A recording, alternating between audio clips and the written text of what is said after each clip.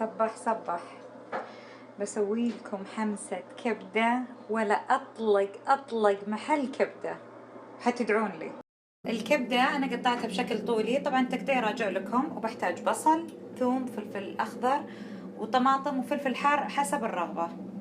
سر كبدة المحلات إنهم يقلونها لك في البداية شلوطة، حوريكم شلون. الزيت لازم يكون حار تحمسونها زين كذا بالزيت قبل الين تتحمر شوي.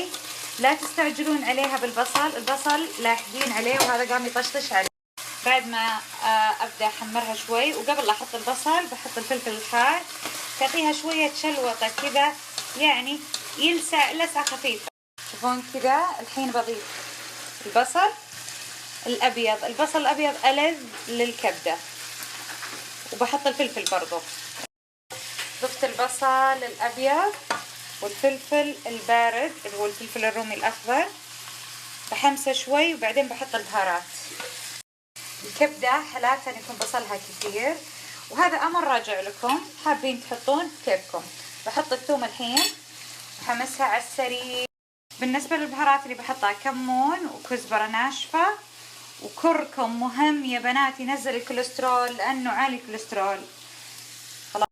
إذا حابين الكبدة كذا بدون طماطم على راحتكم، بس أنا أحبها بالطماطم وتعطي طعم خرافي. كذا خلصت الكبدة، بس رشة بقدونس وتقليبة ويتقدم بالعافية. أيوة الحين يبيلها بريك شاهي على كيفكم. شوفوا الجمال، بس تشوفون الجمال ما شاء الله، مع بيالة الشاهي يعني غوصوا بالكبدة. توني آكل كبدة.